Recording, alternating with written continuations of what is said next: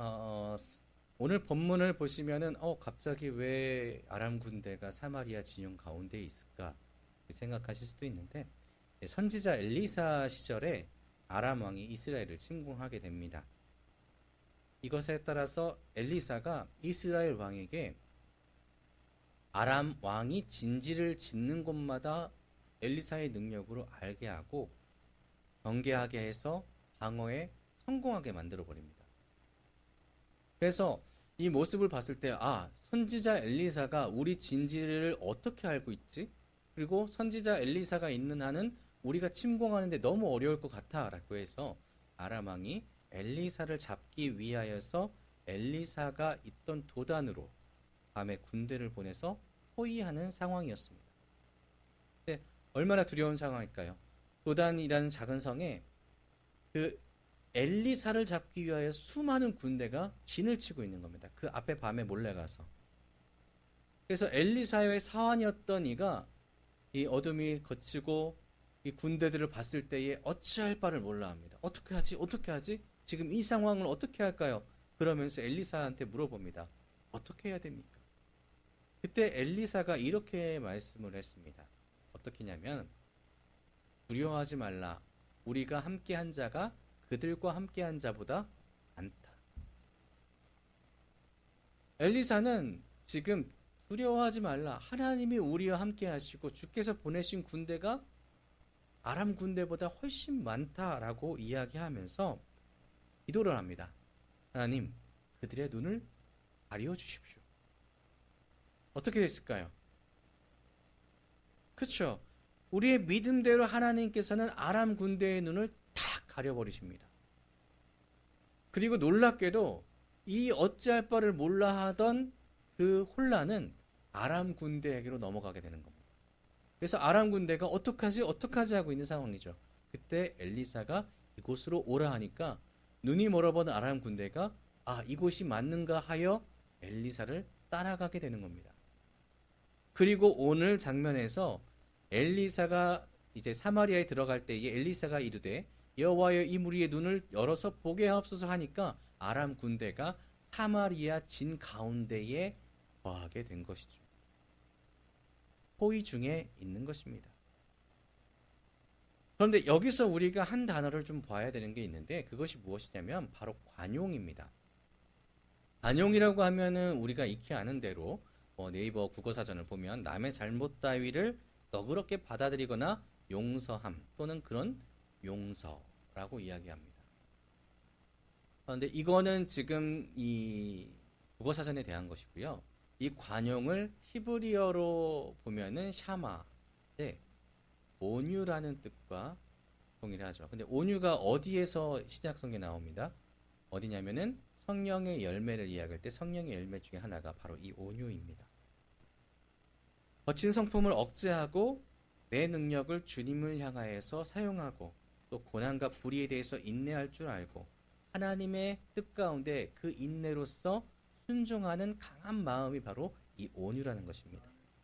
자, 그러면 이제 본문 내용으로 다시 돌아가서 관용을 보시면서 가둬든 아람 군대의 눈을 뜨게 했을 때의 상황은 포위하고 이제 진멸할 수 있는 모든 준비가 끝난 상태입니다. 군사들이 그냥 이렇게 뒷짐지고 무기를 내려놓고 있었겠습니까?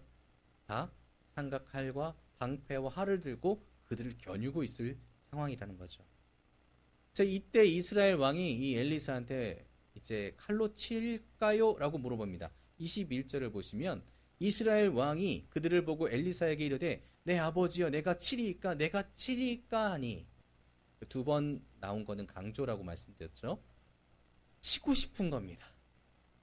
이제껏 이스라엘 백성을 계속해서 진을 치고 공격하려고 했던 저 적이 이제 진멸할 수 있는 아주 절호의 상황. 이제 역전하여서 뭔가를 이룰 수 있는 상황이 된 겁니다. 다 죽이면 됩니다.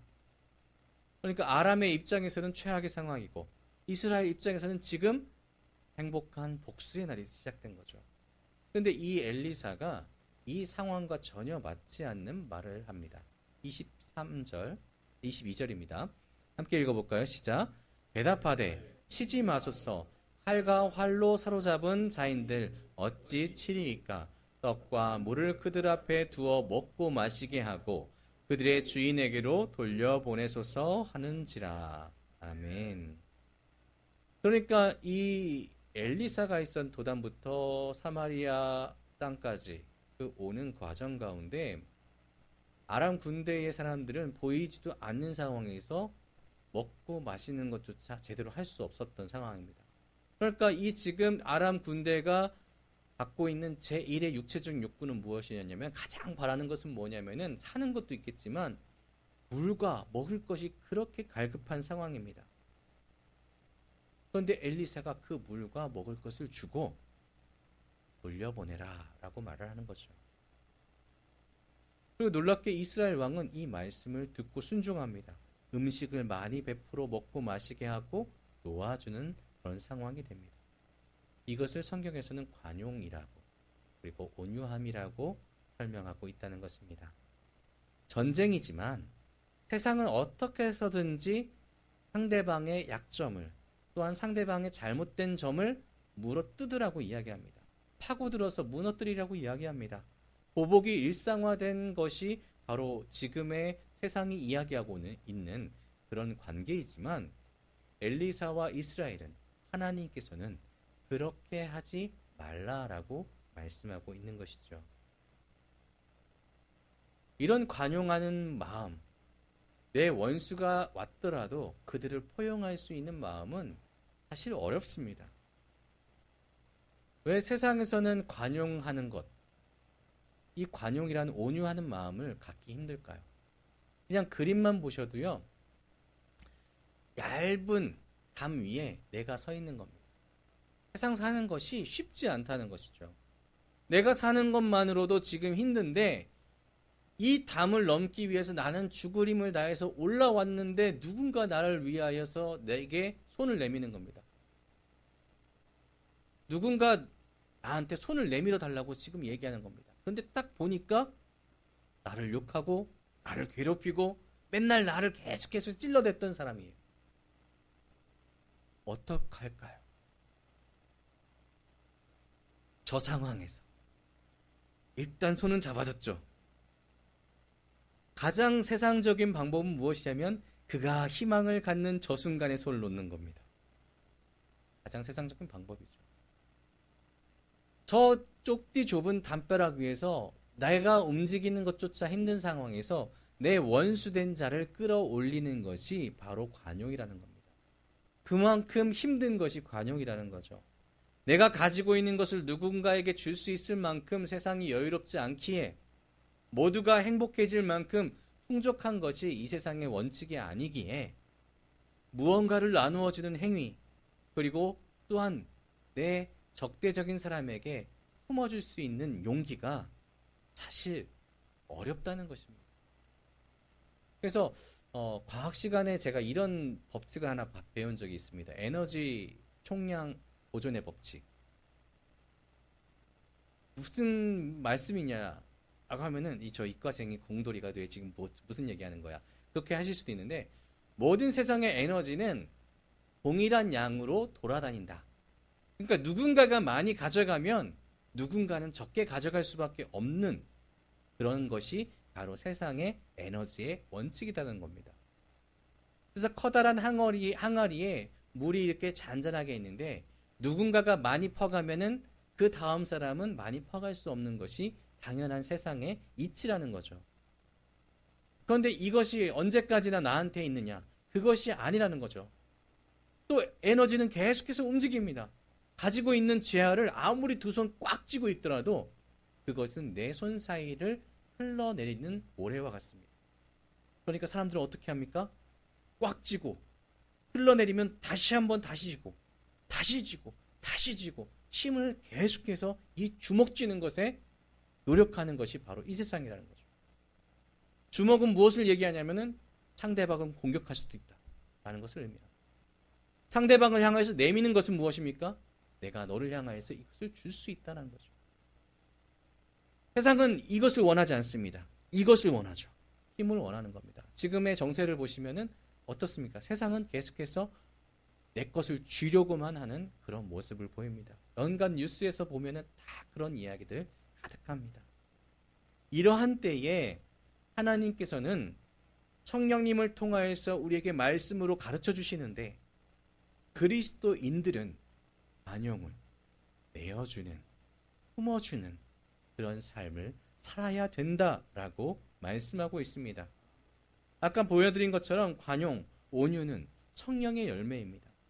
마땅하게 우리가 맺어야 되는 하나님께서 원하시는 귀한 열매라는 것입니다. 말씀은 계속해서 세상에서 용서하고 품어주는 자라고 살라고 세상이 예수 그리스도에게 행하셨던 예수님께서 우리를 향하여서 보여주셨던 자비로움과 사랑, 관용이 분명하게 존재하고 있다는 것을 인정하고 예수님처럼 닮아가라고 말씀합니다. 그래서 빌립보서 4장 5절을 제가 한번 읽어드리겠습니다. 너희 관용을 모든 사람에게 알게 하라. 주께서 가까우시니라. 아멘. 이것을 쉬운 성경으로 우리 성도님들이 한번 읽어보시길 바랍니다. 시작. 여러분이 선하고 친절하다는 것을 모든 사람이 알도록 행동하십시오. 주님께서 곧 오실 것입니다. 아멘. 우리는 세상과 다른 점이 아주 극명한 것이 하나 있습니다. 그것이 무엇이냐면 우리는 지금 이 세상에서 있는 물건들을 쥐기 위해서 살아가는 것이 아니라 우리는 천국에서의 삶을 소망하며 살아가는 사람이라는 것입니다. 예수님께서는 반드시 오시고 예수님께서 오셨을 때에는 세상 가운데 심판을 하실 것이고 그 심판 중에 하나님의 편에 선 자를 오른편에 또한 하나님을 거부한 이들에게는 왼편에 세우실 것이다. 오른편에 있는 자에게는 천국에 또 왼편에 있는 자에게는 영원한 형벌을 내릴 것이다 라고 말씀하십니다. 그렇기 때문에 우리는 우리가 살아가는 삶 가운데 주께서 이 세상 가운데 어떻게 살아가셨는지를 사람들에게 보일 수 있는 존재가 되어야 된다는 것입니다. 그것이 무엇이냐? 여러분이 선하고 친절하다는 것을 모든 사람이 알도록 행동하여서 그들이 우리 성도님들 통하여서 예수님을 발견하게 만드는 것입니다. 관용의 삶이죠.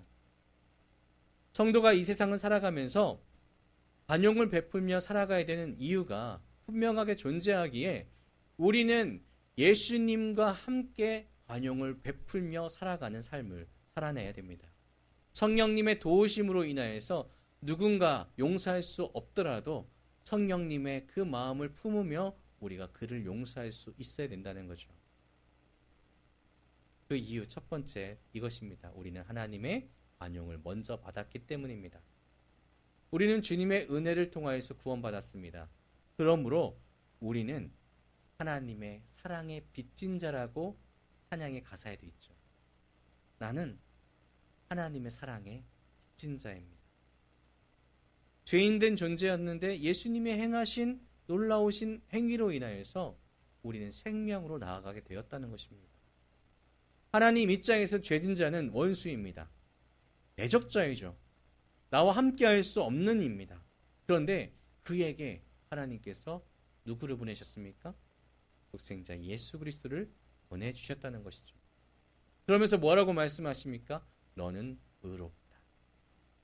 이 말씀이 얼마나 놀라운 사건이냐면 당신은 의롭습니다. 이것은 너는 의롭다라는 이 단어는 너는 나와 함께 할 수 있다. 너와 나는 더 이상 대적자가 아니다. 이것을 이야기하는 것입니다. 관계가 완전하게 바뀐 것을 이야기하는 거죠. 하나님의 안용, 하나님의 온유가 우리에게 주어졌기에 우리는 마땅히 교회 가운데, 세상 가운데 주의 관용을 베푸는 사람으로서 살아가야 된다는 것입니다. 사람들이요, 교회에 와서 많이들 실망하고 나갑니다. 그냥 주위에 있는 이웃들도요, 교회를 바라보면서 다 요즘에 손가락질합니다. 왜 실망할까요? 왜 손가락질할까요? 왜 그러냐면 이 교회 안에서 우리가 사소한 것 가지고 계속 손가락질하고 비방하는 모습을 그들에게 보여줬다는 겁니다. 작은 실수만 해도 아이 저것 봐. 무언가 잘 되면 아이 저것 봐. 잘못되면 기도해주고 응원해주고 용기를 북돋아줘야 되는데 에휴, 또 먼지를 졌대. 그런 모습을 우리가 쌓아놨기 때문에 세상에서 우리에게 야, 어떻게 교회에 사랑이 없어? 이렇게 얘기하는 겁니다. 우리 안에 사랑이 있다면 서로를 품어줄 수 있는 관용의 마음은 당연하게 우리 안에 있는 것이고, 우리가 관용으로서 우리 서로 한번 봐보실래요? 서로를 향하여서 아낌없이 사랑을 베푸시면, 그러면 이 공동체는 이 지역 가운데 저들만 봐도 행복해 라고 할 수 있는 놀라울 만한 역사가 있고 능력이 있는 공동체가 될 수 있다는 것입니다.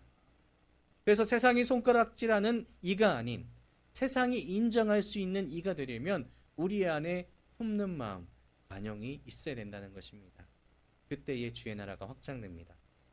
두 번째는 하나님으로 인해서 우리가 강한 자입니다. 우리가 관용을 베푸는 것은, 관용을 누리는 것은 우리가 그냥 약해서 뺏기는 것이 아니라 우리가 강하기 때문에 우리가 할 수 있는 겁니다.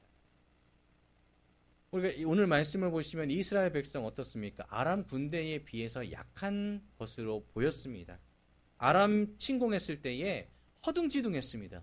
도대체 어떡할까요? 어떡할까요? 그래서 엘리사를 찾아갔습니다. 그랬더니 어떻게 됐습니까? 실상이 어떻게 변했죠? 엘리사가 알려주는 방법, 하나님이 알려주는 방법, 하나님과 동행한 전쟁이 일어나자 이스라엘 백성은 약한 자가 아니라 강한 자였습니다. 하나님께서 함께 하시니 전혀 다른 양상을 보인 것입니다. 하나님과 함께 할 때에 우리 모든 성도님들은 강한 자입니다. 그러니 우리는 강한 사람으로서, 강자로서의 넓은 마음을 보여줄 수 있어야 된다는 것이죠. 우리가 먼저 누구인가? 어떤 존재인가? 사사기 6장 12절에 이렇게 말씀합니다. 한번 같이 읽어볼까요? 여호와의 사자가 기드온에게 나타나 이르되 큰 용사여 여호와께서 너와 함께 계시도다. 아멘 아멘. 사망도 이기지 못할 용사가 바로 지금 여기 앉아 계신 여기 성도님 한 분 한 분이라는 것입니다. 나는 세상 가운데 세상의 기준으로는 약해 보일 수 있습니다. 하지만 우리는 하나님과 함께합니다. 그렇기에 그들의 눈에는 약해 보이지만 막상 붙어보면 우리는 그들을 포용할 수 있는 강자입니다.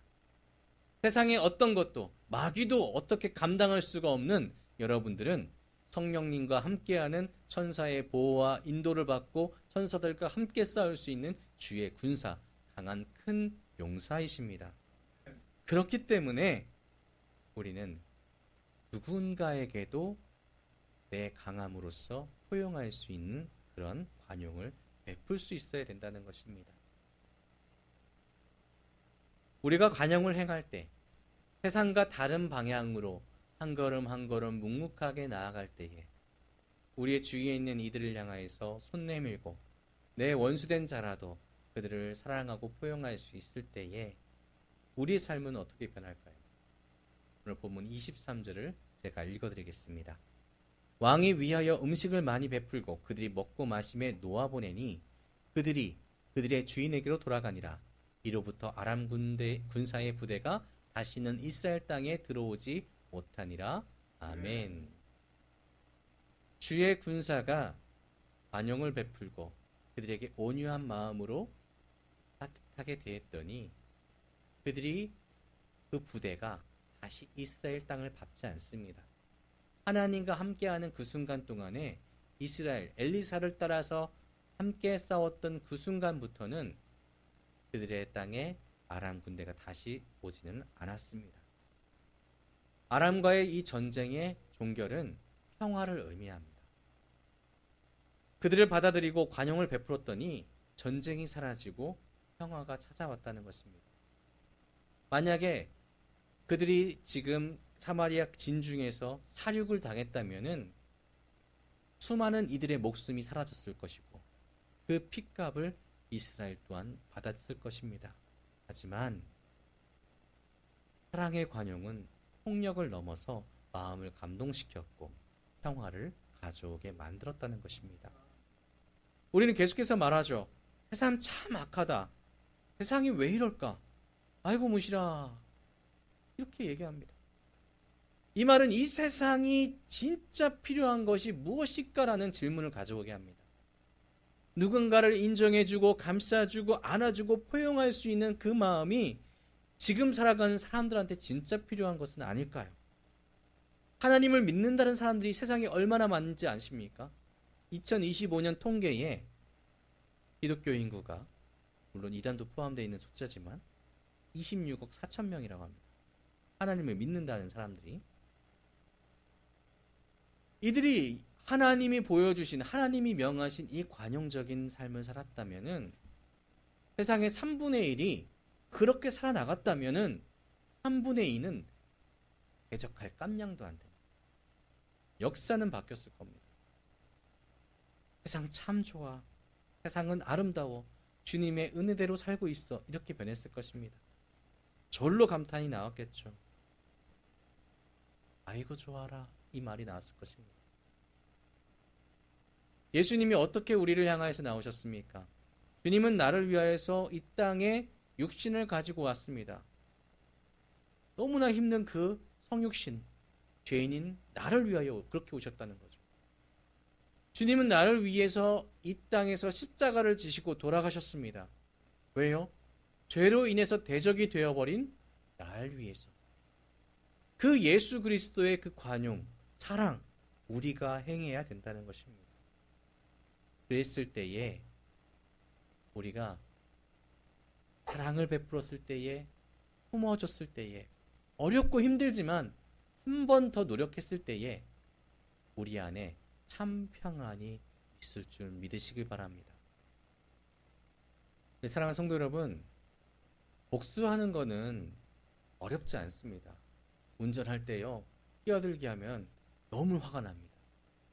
깜빡이 안 켜고 들어오면은 정말로 화날 때 많습니다. 그때 쫓아가서 복수하면 순간적으로는 통쾌하겠죠. 근데 또 불안이 생깁니다. 혹여나 쟤도 나한테 그러면 어떡하지? 사고가 나면 어떡하지? 뒷수습은 어떻게 할까? 운전하는 내내 꼬리에 꼬리를 물죠. 복수와 세상적 방법은 우리 안에 평화를 주지 않습니다. 하지만 하나님의 방법대로 그들을 품을 때에 또한 내 마음을 넓혀 나갈 때에 성령님의 도우심으로 그들을 안아줄 수 있었을 때에 우리는 분명하게 평화를 누릴 수 있을 것입니다. 우리 사랑하는 함께 가는 교회 모든 성도님들, 우리 서로를 위하여서 아낌없이 기도하시고 우리 서로를 위하여서 힘들고 어려운 모습 보이면은 계속해서 응원해 주시길 바랍니다. 그리고 혹여나 내 마음에 들지 않은 것도 있을 수 있죠. 우리가 다 동글동글하거나 부드럽거나 감싸줄 수 있지 않는 그런 순간이 있을 수도 있습니다. 그때에 이게 아니라 이렇게 하십시오. 성령님, 나를 도우십시오. 성령님, 내 마음을 넓혀주십시오. 성령님, 내 마음에 저 모난 부분이 다 들어오게 해주십시오. 그리고 내 안에서 이렇게 기도할 때에 저 모난 부분들이 저와 같이 둥그러지게 하여 주시옵소서. 그래서 저는 바랍니다. 함께 가는 교회 우리 성도님들이 서로를 향한 마음이 따뜻해지고 서로를 향한 마음이 더 즐거워지고 우리가 함께 할 때 힘이 나는 그런 교회가 되었으면 좋겠습니다. 그러므로 인하여서 우리의 자리가 확장되고 또 우리가 보여주는 모습이 세상 가운데 하나님의 나라가 이런 곳이구나라는 것을 보여줘서 저들 또한 참여할 때에 하나님의 나라가 날로 성장하고 확장되게 될 것입니다. 주의 나라를 확장시킬 수 있는 우리 모든 성도님들의 삶이 되시기를 주님의 이름으로 축복합니다. 우리 마지막으로 서로를 향해서 이 한마디 하겠습니다. 시작. 당신을 사랑합니다. 한 번 더 해볼까요? 당신을 사랑합니다. 사랑으로서 우리 날마다 승리할 수 있는 여러분 되시기를 다시 한번 주님의 이름으로 축복합니다. 기도하겠습니다.